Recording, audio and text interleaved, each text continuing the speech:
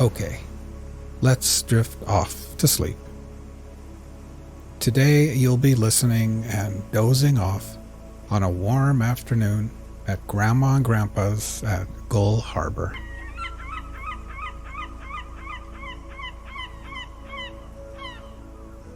Imagine for a second that you are lying down on a warm futon mattress at one end of a screened-in porch. The porch faces the harbor, the bay, and the ocean on the horizon.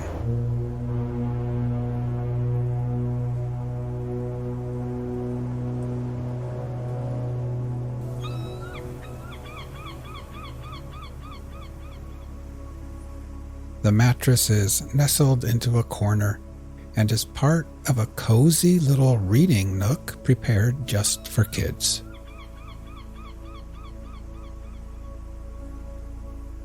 There is a little bookshelf there full of comics, magazines, crosswords, and children's books.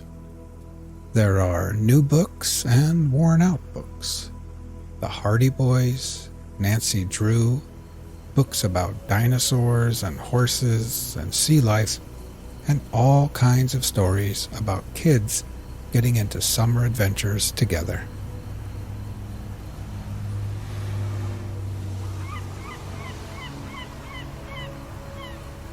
A blue plastic and white transistor radio sits next to a stack of puzzles and board games.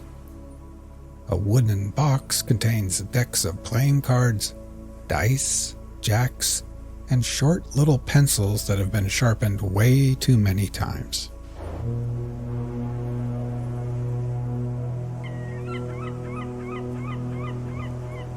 Now, while imagining laying here, let's get nice and relaxed. First, close your eyes and just become aware of your breathing, feeling your chest gently rise and fall again.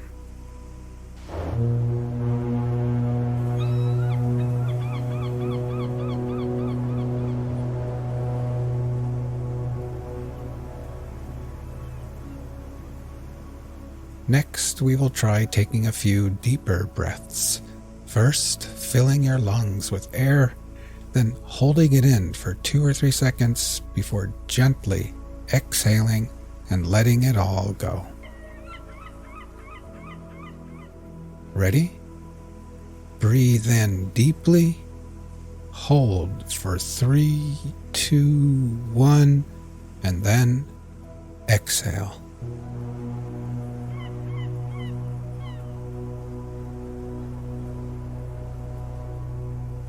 One more time. Breathe in deeply, hold for 3, 2, 1, and exhale.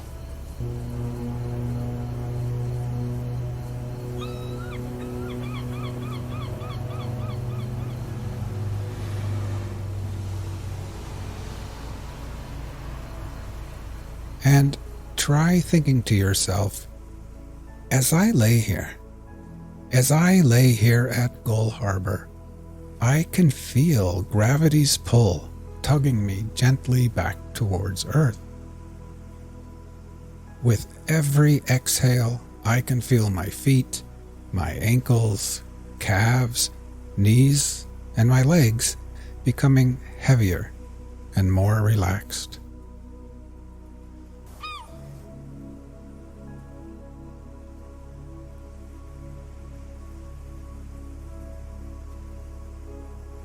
Now you can feel the cool, salty ocean air on your skin.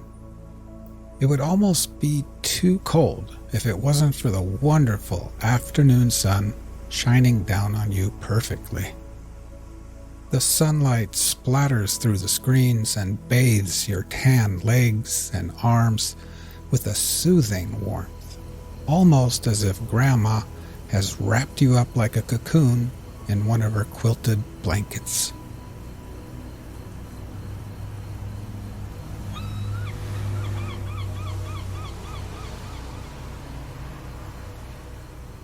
Inside the house, the TV is on, and you can hear Grandma and Grandpa moving around after lunch. Dr. James Wolner, yes, it rhymes with B-R-O-W-E-R. Why do you have that G-H in there? To make it difficult for quizmasters? Yes. Is that what You know that they too will soon be taking their afternoon nap in their rooms. But you've got the whole porch to yourself, and your belly feels nice and warm and perfectly satisfied. Today, Grandma made clam chowder and grilled cheese sandwiches. You enjoyed the hot soup and warm, soft cheese, and then you washed it down with a glass of fresh, cold milk.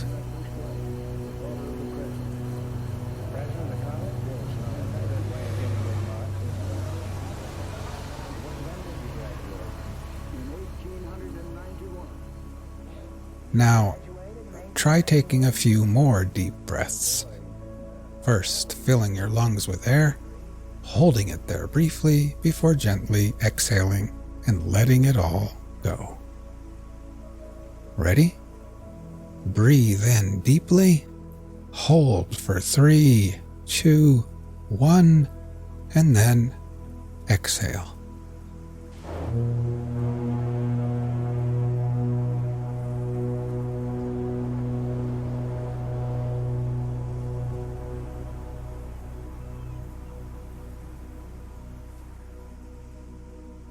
Try continuing on your own, and while doing this, try thinking to yourself, as I lay here, I can feel my body becoming heavier in the cool air and warm sunshine. With each exhale, I can feel my hands and arms and my torso becoming heavier and heavier and more relaxed.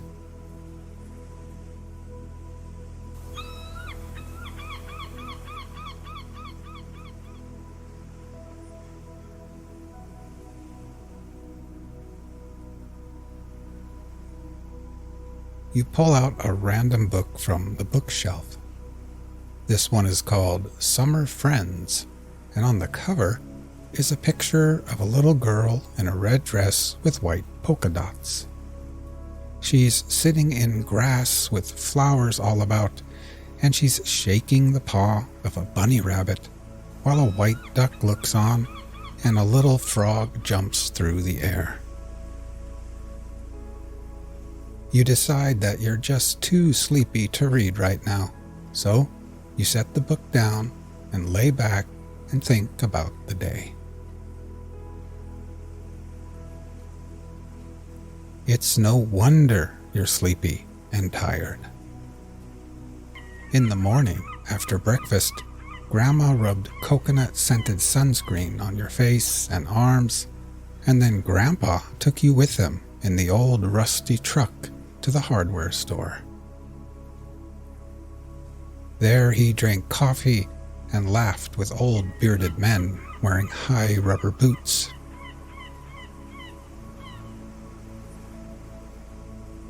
Then you went with him to the docks at the harbor, where he showed you the best place to buy fresh clams, crab, and fish.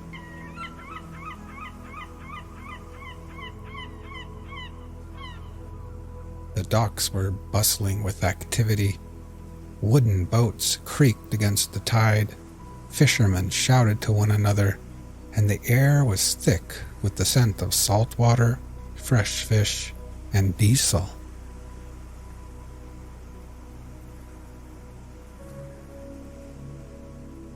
As you continue to breathe deeply and then exhale, try thinking to yourself, as I lay here, my whole body feels heavy and relaxed. With every exhale, I can feel gravity pulling me back towards Earth gently. I can feel my head, my shoulders, my neck becoming relaxed and at ease. And my legs are heavy and at peace with gravity's pull. Now my whole body, my legs and feet, my arms and hands, my torso, my head and neck and shoulders, my whole body is completely at peace, relaxed, and at ease.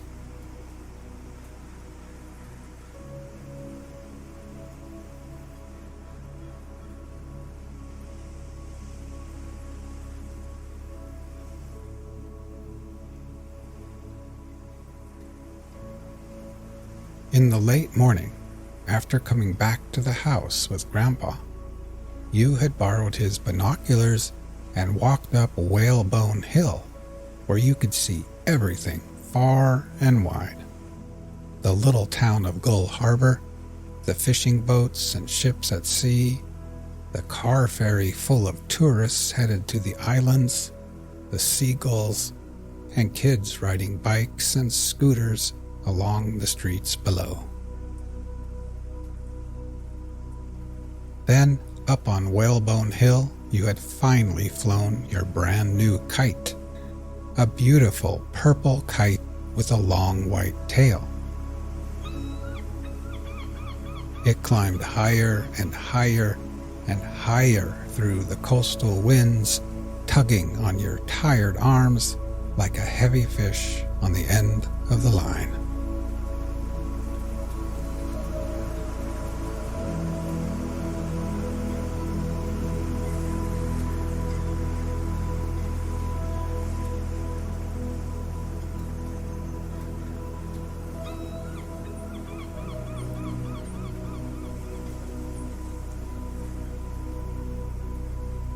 But now, so drowsy, laying under the sun on the porch, after a long morning of adventures in the crisp, fresh coastal air, you pick up the transistor radio and dial into a random station.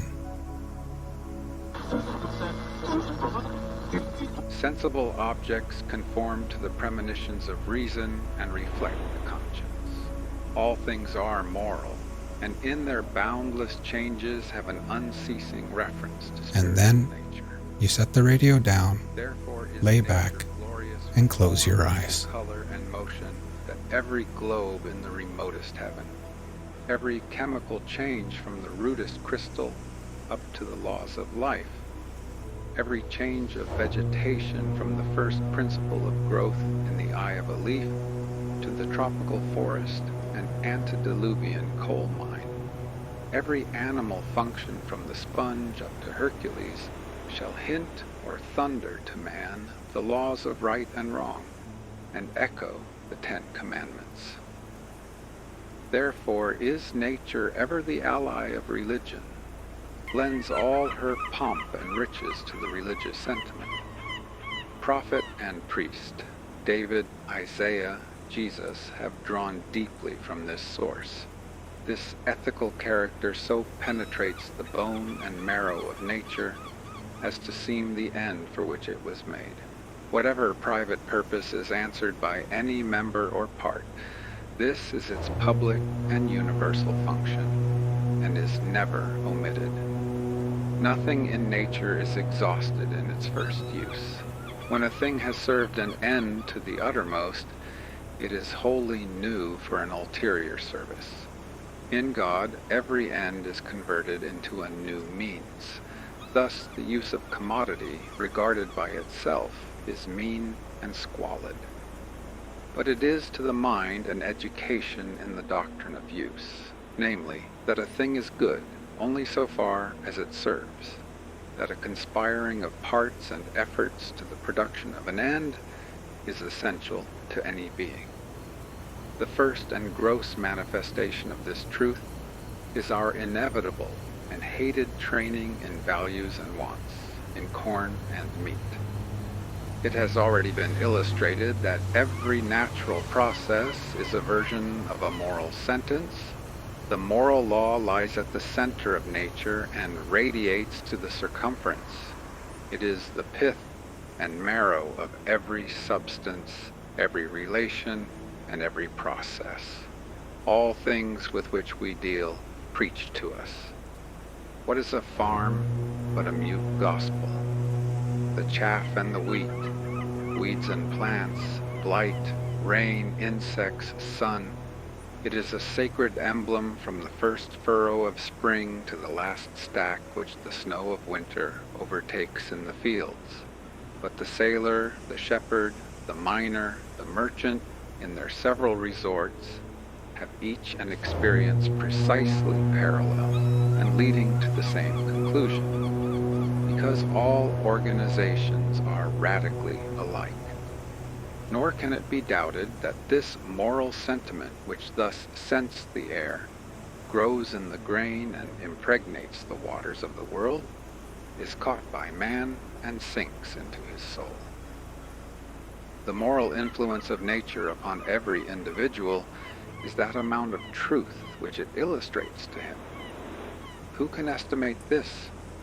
Who can guess how much firmness the sea-beaten rock has taught the fisherman? How much tranquility has been reflected to man from the azure sky, over whose unspotted deeps the winds forevermore drive flocks of stormy clouds and leave no wrinkle or stain? How much industry and providence and affection we have caught from the pantomime of brutes? What a searching preacher of self-command is the varying phenomenon of health. Herein is especially apprehended the unity of nature, the unity in variety, which meets us everywhere. All the endless variety of things make an identical impression. Xenophanes complained in his old age that, look where he would, all things hastened back to unity. He was weary of seeing the same entity in the tedious variety of forms. The fable of Proteus has a cordial truth. A leaf, a drop, a crystal, a moment of time is related to the whole, and partakes of the perfection of the whole. Each particle is a microcosm and faithfully renders the likeness of the world. Not only resemblances exist in things whose analogy is obvious, as when we detect the type of the human hand in the flipper of the fossil saurus, but also in objects wherein there is great superficial unlikeness. Thus, architecture is called frozen music by de Stael and Goethe. Vitruvius thought an architect should be a musician. A Gothic church, said Coleridge, is a petrified religion. Michelangelo maintained that to an architect a knowledge of anatomy is essential. In Haydn's oratorios, the notes present to the imagination not only motions as of the snake, the stag, and the elephant, but colors also, as the green grass. The law of harmonic sounds reappears in the harmonic colors. The granite is differenced in its laws only by the more or less of heat from the river that wears it away. The river, as it flows, resembles the air that flows over it. The air resembles the light which traverses it with more subtle currents. The light resembles the heat which rides with it through space. Each creature is only a modification of the other. The likeness in them is more than the difference, and their radical law is one and the same. A rule of one art or a law of one organization holds true throughout nature. So intimate is this unity that it is easily seen. It lies under the undermost garment of nature and betrays its source in universal spirit. For it pervades thought also. Every universal truth which we express in words implies or supposes every other truth. Omne verum vero consonant. It is like a great circle on a sphere, comprising all possible circles, which, however, may be drawn, and comprise it in like manner. Every such truth is the absolute ends seen from one side, but it has innumerable sides. The central unity is still more conspicuous in actions. Words are finite organs of the infinite mind. They cannot cover the dimensions of what is in truth. They break, chop, and impoverish it. An action is the perfection and publication of thought. A right action seems to fill the eye and to be related to all nature. The wise man, in doing one thing, does all, or in the one thing he does rightly, he sees the likeness of all which is done rightly. Words and actions are not the attributes of brute nature. They introduce us to the human form, of which all other organizations appear to be degradations. When this appears among so many that surround it, the spirit prefers it to all others. It says, "From such as this have I drawn joy and knowledge, in such as this have I found and beheld myself. I will speak to it. It can speak again. It can yield me thought already formed and alive." In fact, the I, the mind, is always accompanied by these forms, male and female, and these are incomparably the richest informations of the power and order that lie at the heart of things. Unfortunately, every one of them bears the marks as of some injury, is marred and superficially defective. Nevertheless, far different from the deaf and dumb nature around them, these all rest like fountain pipes on the unfathomed sea of thought and virtue, whereto they alone, of all organizations, are the entrances. It were a pleasant inquiry to follow into detail their ministry to our education, but where would it stop?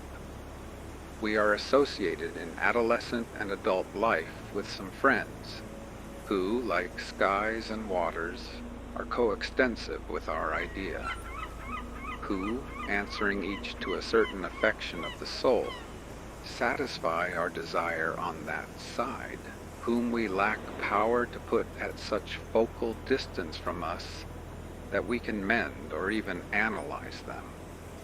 We cannot choose but love them. When much intercourse with a friend has supplied us with a standard of excellence and has increased our respect for the resources of God, who thus sends a real person to outgo our ideal, when he has, moreover, become an object of thought, and whilst his character retains all its unconscious effect, is converted in the mind into solid and sweet wisdom, it is a sign to us that his office is closing, and he is commonly withdrawn from our sight in a short time. Chapter 6. Idealism. Thus is the unspeakable but intelligible and practicable meaning of the world conveyed to man, the immortal pupil, in every object of sense. To this one end of discipline, all parts of nature conspire. A noble doubt perpetually suggests itself whether this end be not the final cause of the universe, and whether nature outwardly exists. It is a sufficient account of that appearance we call the world, that God will teach a human mind and so makes it the receiver of a certain number of congruent sensations, which we call sun and moon, man and woman, house and trade. In my utter impotence to test the authenticity of the report of my senses, to know whether the impressions they make on me correspond with outlying objects, what difference does it make whether Orion is up there in heaven or some god paints the image in the firmament of the soul? The relations of parts and the end of the whole remaining the same, what is the difference whether land and sea interact and worlds revolve and intermingle without number or end, deep yawning under deep and galaxy balancing galaxy throughout absolute space, or whether without relations of time and space the same appearances are inscribed in the constant faith of man? Whether nature enjoy a substantial existence without, or is only in the apocalypse of the mind, it is alike useful and alike venerable to me. Be it what it may, it is ideal to me, so long as I cannot try the accuracy of my senses. The frivolous make themselves merry with the ideal theory, as if its consequences were burlesque, as if it affected the stability of nature. It surely does not. God never jests with us, and will not compromise the end of nature by permitting any inconsequence in its procession.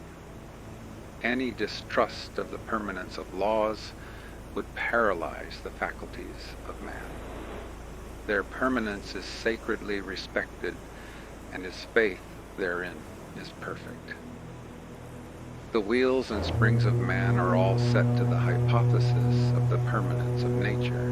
We are not built like a ship to be tossed, but like a house to stand.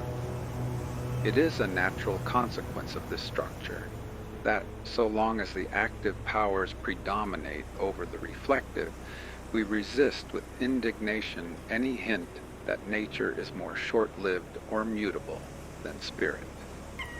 The broker, the wheelwright, the carpenter, the toll man are much displeased at the intimation.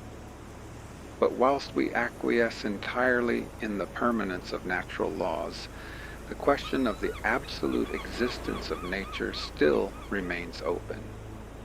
It is the uniform effect of culture on the human mind not to shake our faith in the stability of particular phenomena, as of heat, water, azote, but to lead us to regard nature as a phenomenon, not a substance, to attribute necessary existence to spirit, to esteem nature as an accident and an effect. To the senses and the unrenewed understanding belongs a sort of instinctive belief in the absolute existence of nature. In their view, man and nature are indissolubly joined. Things are ultimates, and they never look beyond their sphere. The presence of reason mars this faith. The first effort of thought tends to relax this despotism of the senses, which binds us to nature as if we were a part of it, and shows us nature aloof and, as it were, afloat. Until this higher agency intervenes, the animal eye sees with wonderful accuracy sharp outlines and colored surfaces. When the eye of reason opens, to outline and surface are at once added grace and expression.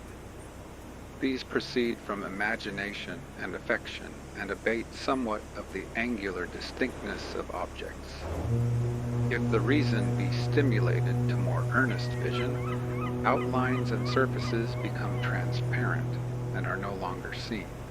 Causes and spirits are seen through them. The best moments of life are these delicious awakenings of the higher powers, and the reverential withdrawing of nature before its God.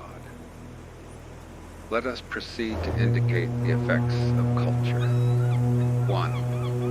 Our first institution in the ideal philosophy is a hint from nature herself. Nature is made to conspire with spirit to emancipate us. Certain mechanical changes, a small alteration in our local position, apprises us of a dualism.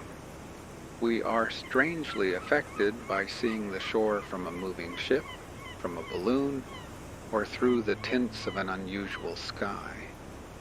The least change in our point of view gives the whole world a pictorial air. A man who seldom rides needs only to get into a coach and traverse his own town to turn the street into a puppet show.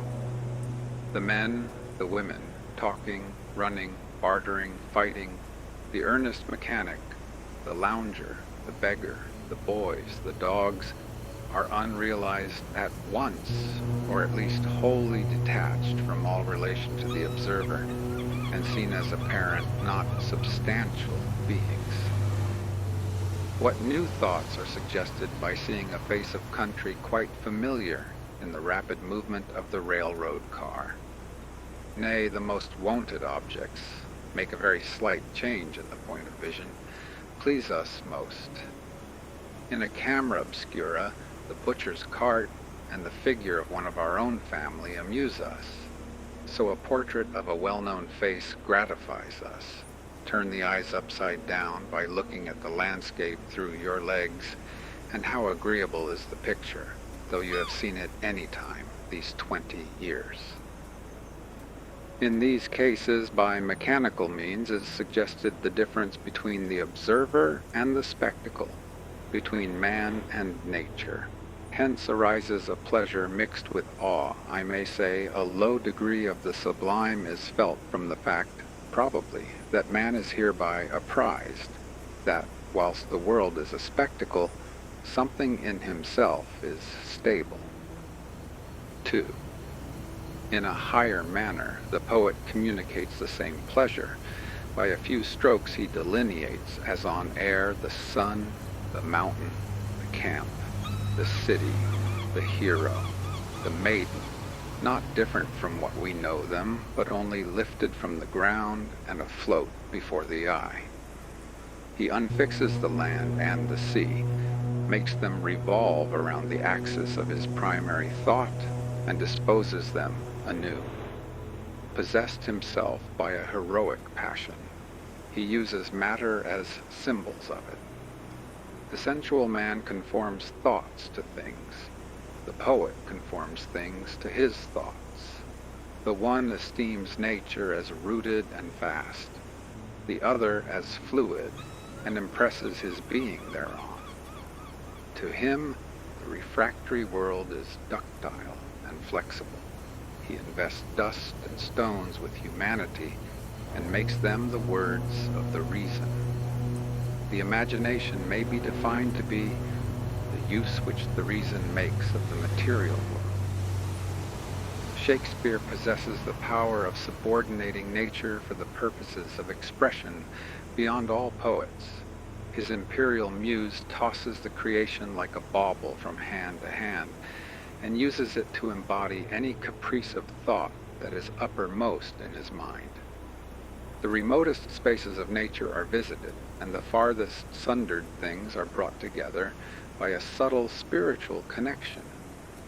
We are made aware that magnitude of material things is relative, and all objects shrink and expand to serve the passion of the poet. Thus, in his sonnets, the lays of birds, the scents and dyes of flowers, he finds to be the shadow of his beloved. Time, which keeps her from him, is his chest. The suspicion she has awakened is her ornament. The ornament of beauty is suspect, a crow which flies in heaven's sweetest air. His passion is not the fruit of chance. It swells as he speaks to a city or a state. No, it was builded far from accident. It suffers not in smiling pomp, nor falls under the brow of thralling discontent. It fears not policy, that heretic, that works on leases of short-numbered hours, but all alone stands hugely politic.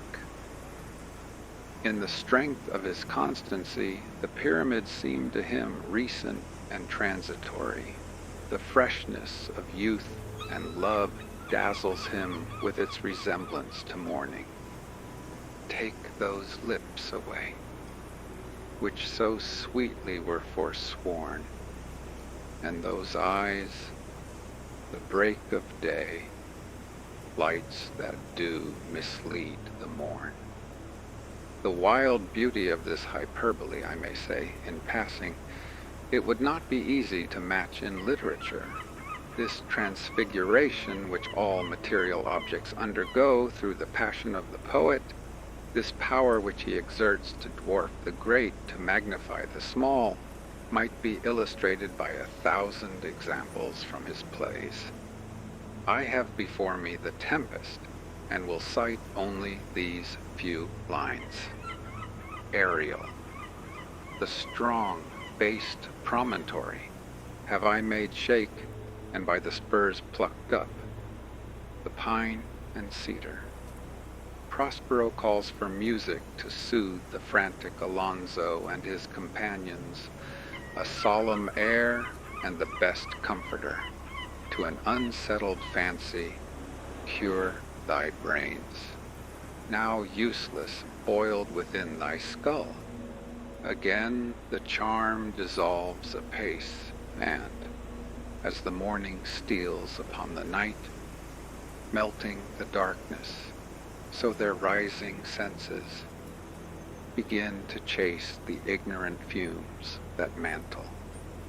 Their clearer reason, their understanding, begins to swell, and the approaching tide will shortly fill the reasonable shores that now lie foul and muddy.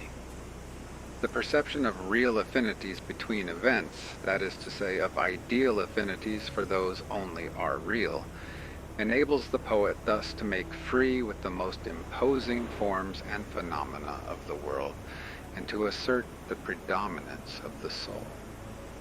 3. Whilst thus the poet animates nature with his own thoughts, he differs from the philosopher only herein, that the one proposes beauty as his main end, the other truth. But the philosopher, not less than the poet, postpones the apparent order and relations of things to the empire of thought. The problem of philosophy, according to Plato, is, for all that exists conditionally, to find a ground unconditioned and absolute. It proceeds on the faith that a law determines all phenomena, which being known, the phenomena can be predicted. That law, when in the mind, is an idea. Its beauty is infinite. The true philosopher and the true poet are one, and a beauty, which is truth, and a truth, which is beauty, is the aim of both. Is not the charm of one of Plato's or Aristotle's definitions strictly like that of the Antigone of Sophocles? It is, in both cases, that a spiritual life has been imparted to nature, that the solid seeming block of matter has been pervaded and dissolved by a thought, that this feeble human being has penetrated the vast masses of nature with an informing soul, and recognized itself in their harmony, that is, seized their law.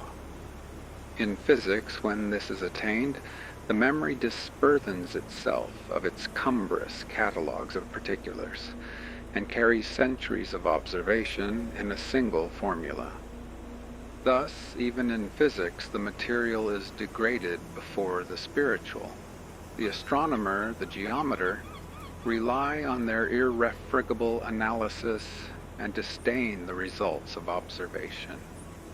The sublime remark of Euler on his law of arches, "This will be found contrary to all experience, yet is true," had already transferred nature into the mind, and left matter like an outcast corpse.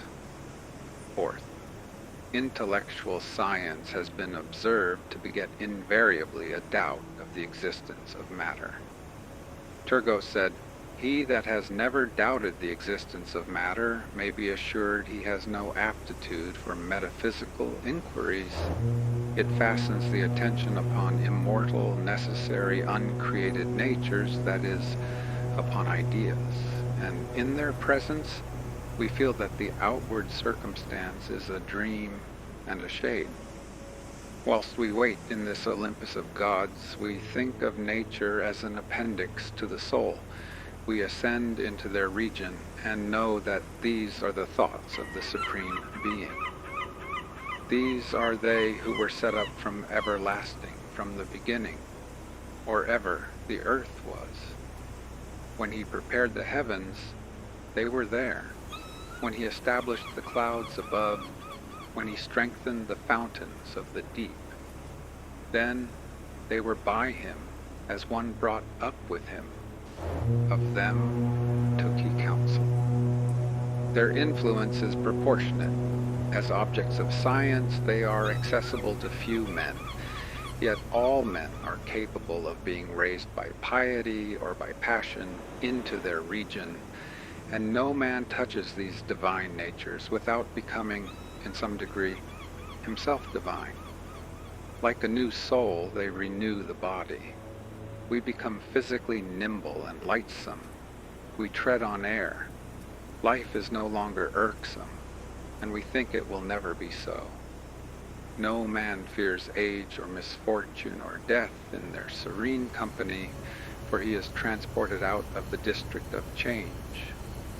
Whilst we behold unveiled the nature of justice and truth, we learn the difference between the absolute and the conditional or relative. We apprehend the absolute. As it were, for the first time, we exist. We become immortal, for we learn that time and space are relations of matter, that with a perception of truth or a virtuous will, they have no affinity. 5. Finally, religion and ethics, which may be fitly called practice of ideas, or the introduction of ideas into life, have an analogous effect with all lower culture, in degrading nature and suggesting its dependence on spirit. Ethics and religion differ herein, that the one is the system of human duties commencing from man, the other from God. Religion includes the personality of God. Ethics does not. They are one to our present design. They both put nature underfoot. The first and last lesson of religion is, the things that are seen are temporal. The things that are unseen are eternal. It puts an affront upon nature. It does that for the unschooled, which philosophy does for Berkeley and Vyasa. The uniform language that may be heard in the churches of the most ignorant sects is, contemn the unsubstantial shows of the world. They are vanities, dreams, shadows, unrealities. Seek the realities of religion. The devotee flouts nature. Some theosophists have arrived at a certain hostility and indignation towards matter, as the Manichaean and Platonists. They distrusted in themselves any looking back to these flesh pots of Egypt. Plotinus was ashamed of his body. In short, they might all say of matter what Michelangelo said of external beauty. It is the frail and weary weed, in which God dresses the soul, which he has called into time.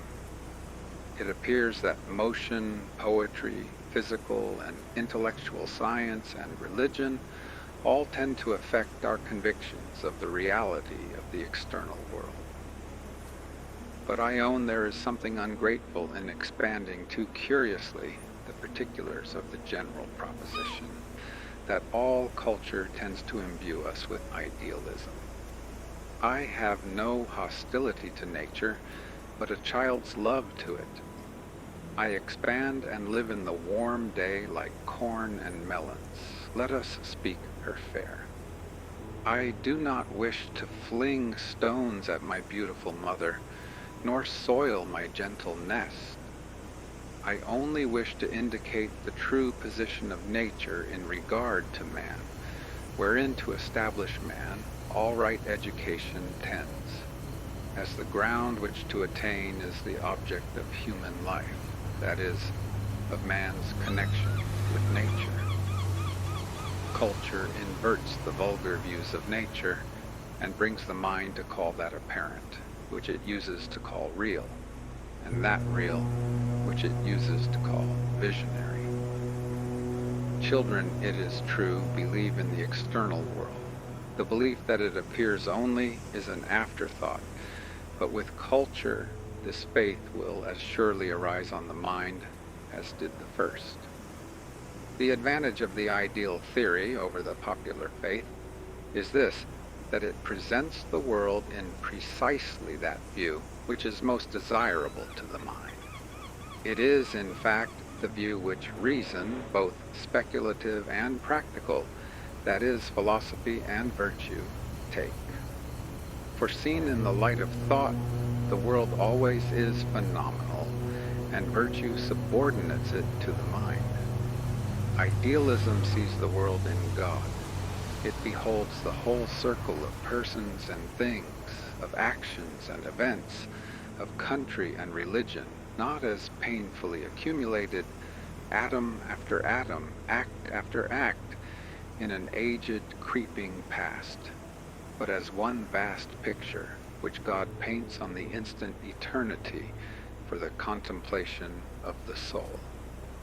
Therefore the soul holds itself off from a too trivial and microscopic study of the universal tablet. It respects the end too much to immerse itself in the means. It sees something more important in Christianity than the scandals of ecclesiastical history, or the niceties of criticism, and very incurious concerning persons or miracles, and not at all disturbed by chasms of historical evidence. It accepts from God the phenomenon as it finds it, as the pure and awful form of religion in the world.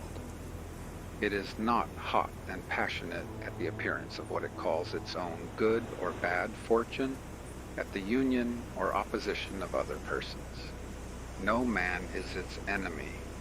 It accepts whatsoever befalls as part of its lesson.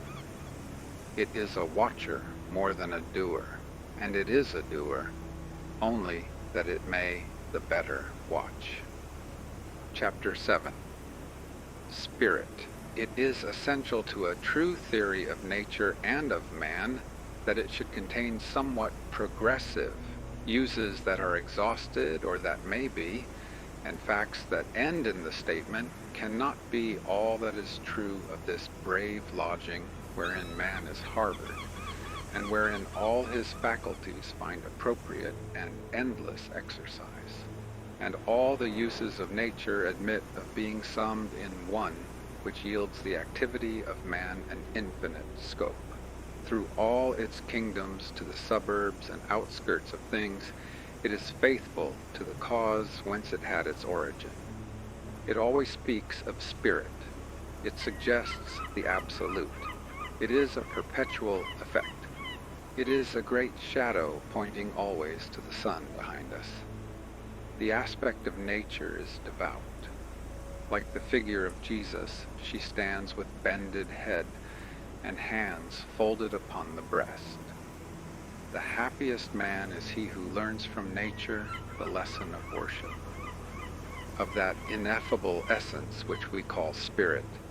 He that thinks most will say least. We can foresee God in the coarse and, as it were, distant phenomena of matter. But when we try to define and describe himself, both language and thought desert us, and we are as helpless as fools and savages. That essence refuses to be recorded in propositions, but when man has worshipped him intellectually, the noblest ministry of nature is to stand as the apparition of God. It is the organ through which the universal spirit speaks to the individual and strives to lead back the individual to it. When we consider spirit, we see that the views already presented do not include the whole circumference of man. We must add some related thoughts. 3 problems are put by nature to the mind. What is matter? Whence is it? And where to? The first of these questions only, the ideal theory answers. Idealism saith, matter is a phenomenon, not a substance. Idealism acquaints us with the total disparity between the evidence of our own being and the evidence of the world's being. The one is perfect, the other incapable of any assurance. The mind is a part of the nature of things. The world is a divine dream from which we may presently awake to the glories and certainties of day. Idealism is a hypothesis to account for nature by other principles than those of carpentry and chemistry. Yet, if it only deny the existence of matter, it does not satisfy the demands of the spirit. It leaves God out of me. It leaves me in the splendid labyrinth of my perceptions, to wander without end. Then the heart resists it, because it balks the affections in denying substantive being to men and women. Nature is so pervaded with human life that there is something of humanity in all and in every particular. But this theory makes nature foreign to me and does not account for that consanguinity which we acknowledge to it. Let it stand then in the present state of our knowledge merely as a useful introductory hypothesis, serving to apprise us of the eternal distinction between the soul and the world. But when, following the invisible steps of thought, we come to inquire, whence is matter and where to? Many truths arise to us out of the recesses of consciousness. We learn that the highest is present to the soul of man, that the dread universal essence, which is not wisdom or love or beauty or power, but all in one and each entirely, is that for which all things exist, and that by which they are. That spirit creates. That behind nature, throughout nature, spirit is present, one and not compound. It does not act upon us from without, that is, in space and time, but spiritually, or through ourselves. Therefore, that spirit, that is, the Supreme Being, does not build up nature around us, but puts it forth through us, as the life of the tree puts forth new branches, and leaves through the pores of the old. As a plant upon the earth, so a man rests upon the bosom of God. He is nourished by unfailing fountains, and draws, at his need, inexhaustible power. Who can set bounds to the possibilities of man? Once inhale the upper air, being admitted to behold the absolute natures of justice and truth, and we learn that man has access to the entire mind of the Creator, is himself the Creator in the finite. This view, which admonishes me where the sources of wisdom and power lie, and points to virtue as to the golden key, which opes the palace of eternity, carries upon its face the highest certificate of truth, because it animates me to create my own world through the purification of my soul. The world proceeds from the same spirit as the body of man. It is a remoter and inferior incarnation of God, a projection of God in the unconscious. But it differs from the body in one important respect. It is not, like that, now subjected to the human will. Its serene order is inviolable by us. It is, therefore, to us, the present expositor of the divine mind.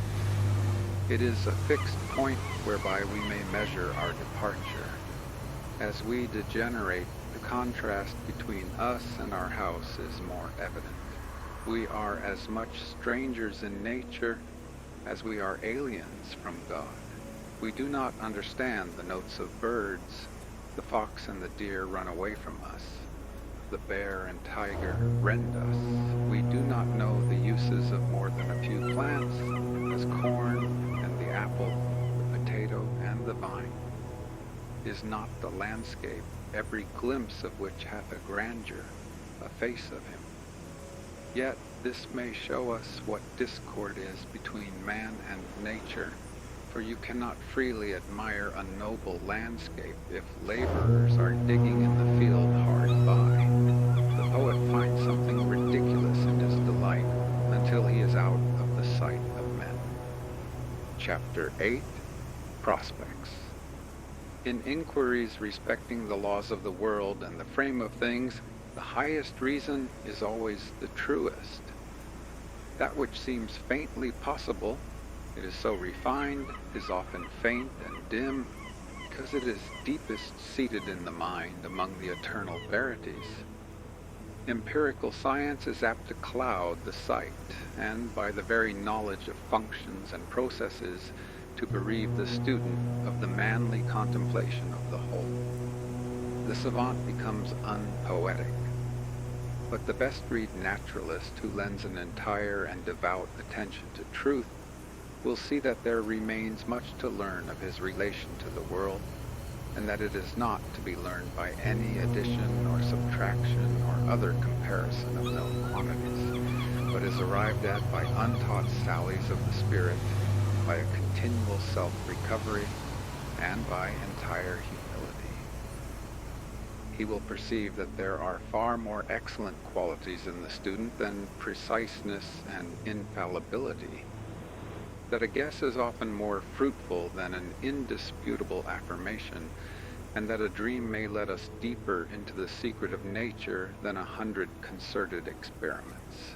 For the problems to be solved are precisely those which the physiologist and the naturalist omit to state.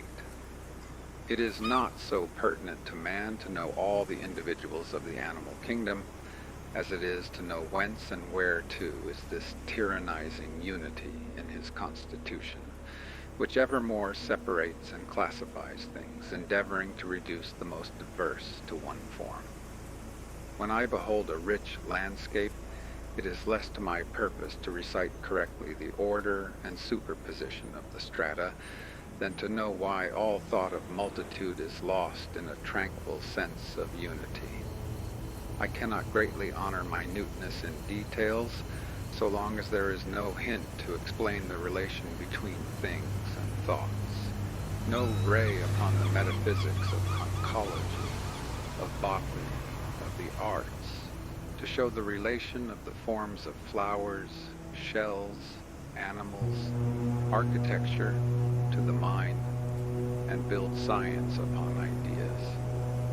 In a cabinet of natural history, we become sensible of a certain occult recognition and sympathy in regard to the most unwieldy and eccentric forms of beast, fish, and insect. The American who has been confined in his own country to the sight of buildings designed after foreign models is surprised on entering York Minster or St. Peter's at Rome by the feeling that these structures are imitations also, faint copies of an invisible archetype. Nor has science sufficient humanity, so long as the naturalist overlooks that wonderful congruity which subsists between man and the world, of which he is lord, not because he is the most subtile inhabitant, but because he is its head and heart, and finds something of himself in every great and small thing, in every mountain stratum, in every new law of color, fact of astronomy or atmospheric influence, which observation or analysis lay open. A perception of this mystery inspires the muse of George Herbert, the beautiful psalmist of the 17th century. The following lines are part of his little poem on man. Man is all symmetry, full of proportions, one limb to another, and to all the world besides. Each part may call the farthest brother, for head with foot hath private amity, and both with moons and tides. Nothing hath got so far, but man hath caught and kept it as his prey. His eyes dismount the highest star. He is in little all the sphere. Herbs gladly cure our flesh, because that they find their acquaintance there. For us the winds do blow, the earth doth rest, heaven move, and fountains flow. Nothing we see but means our good, as our delight or as our treasure. The whole is either our cupboard of food or cabinet of pleasure. The stars have us to bed. Night draws the curtain, which the sun withdraws. Music and light attend our head. All things unto our flesh are kind, in their descent and being, to our mind, in their ascent and cause.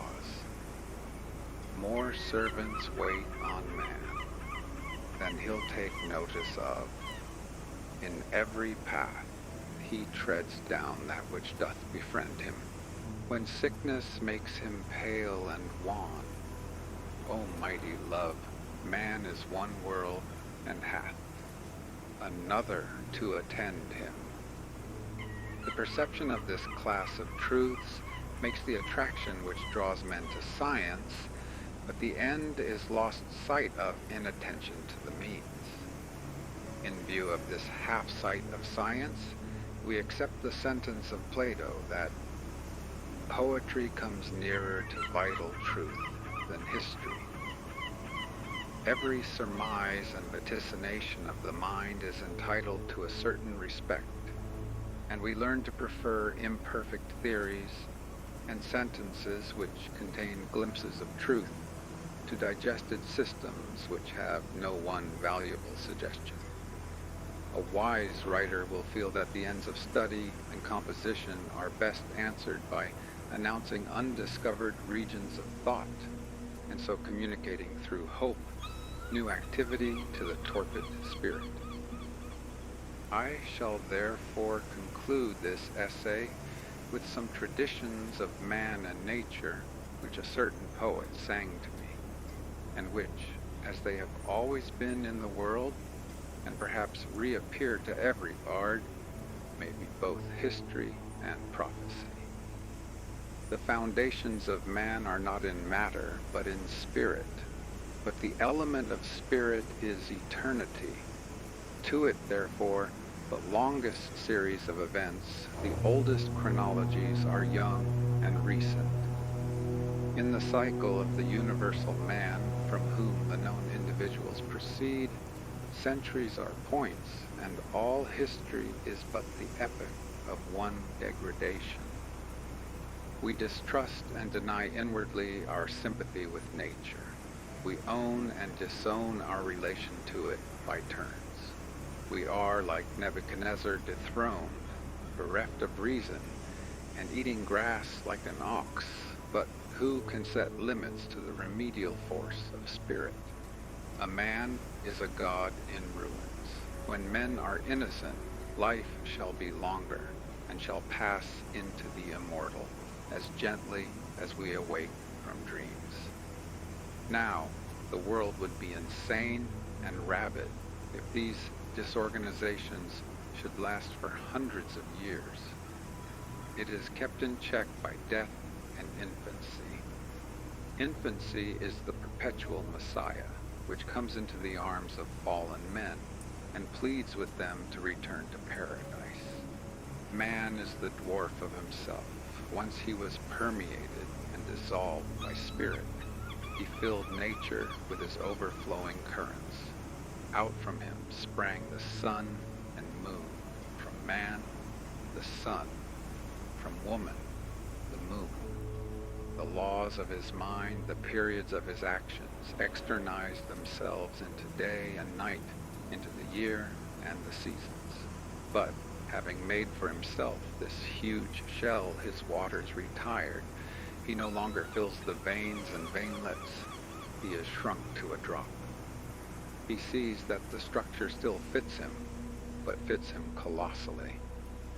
Say rather, once it fitted him, now it corresponds to him from far and on high. He adores timidly his own work. Now is man the follower of the sun, and woman the follower of the moon.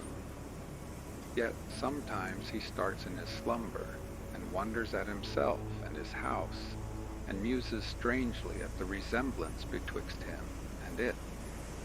He perceives that if his law is still paramount, if still he have elemental power, if his word is sterling yet in nature, it is not conscious power. It is not inferior, but superior to his will. It is instinct.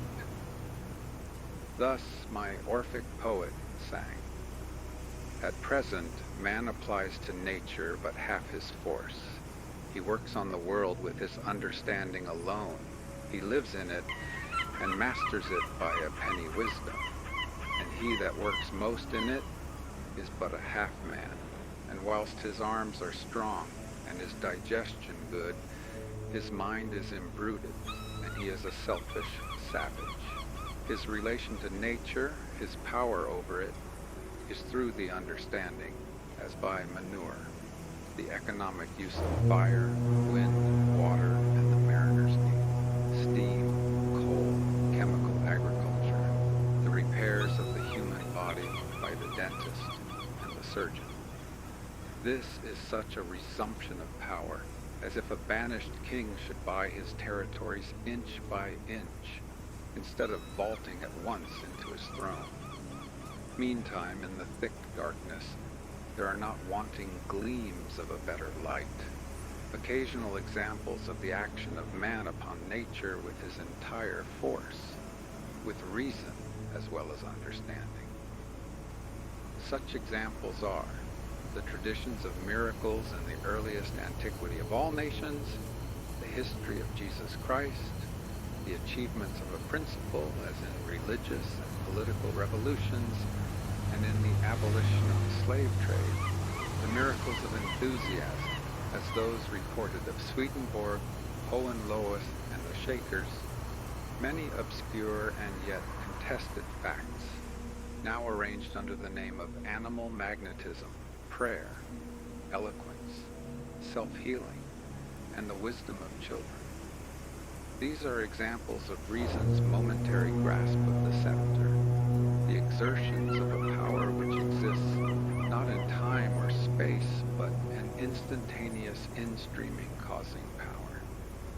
The problem of restoring to the world original and eternal beauty is solved by the redemption of the soul. The ruin or the blank that we see when we look at nature is in our own eye. The axis of vision is not coincident with the axis of things, and so they appear not transparent, but opaque. The reason why the world lacks unity and lies broken and in heaps is because man is disunited with himself. He cannot be a naturalist until he satisfies all the demands of the spirit. Love is as much its demand as perception. Indeed, neither can be perfect without the other. In the uttermost meaning of the words, thought is devout, and devotion is thought. Deep calls unto deep. But in actual life, the marriage is not celebrated. There are innocent men who worship God after the tradition of their fathers, but their sense of duty has not yet extended to the use of all their faculties.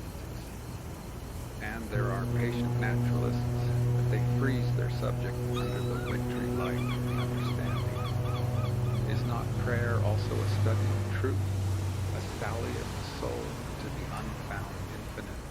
No man ever prayed heartily without learning something. But when a faithful thinker, resolute to detach every object from personal relations and see it in the light of thought, shall at the same time kindle science with the fire of the holiest affections, then will God go forth anew into the creation. It will not need, when the mind is prepared for study, to search for objects. The invariable mark of wisdom is to see the miraculous in the common. What is a day? What is a year? What is summer? What is woman?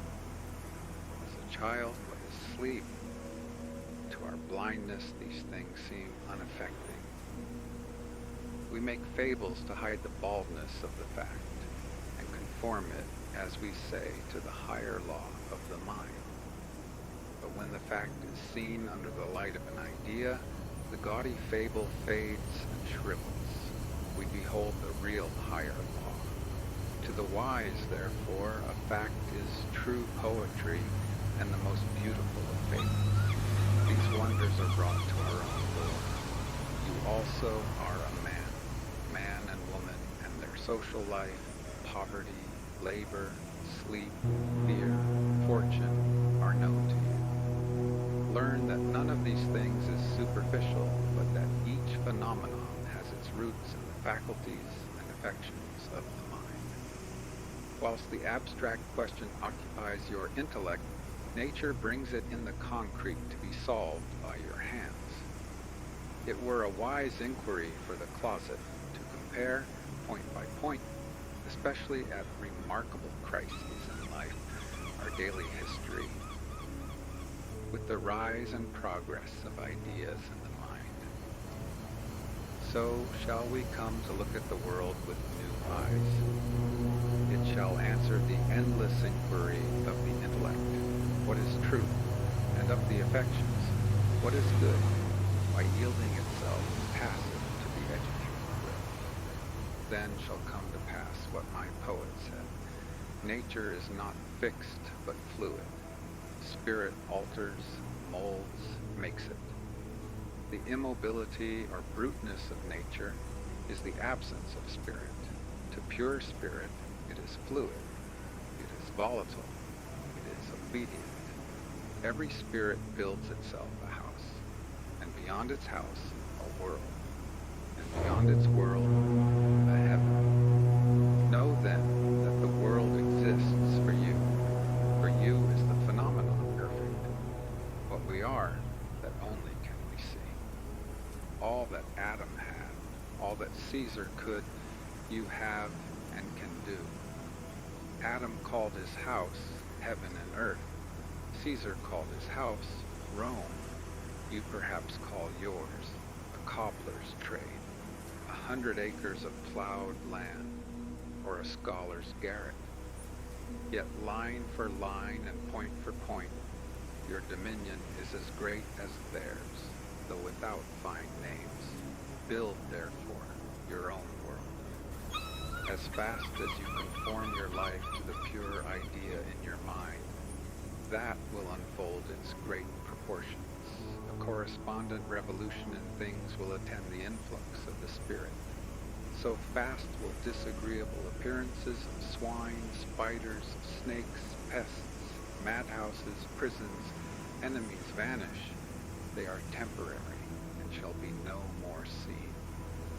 The sordor and filths of nature, the sun shall dry up and the wind exhale.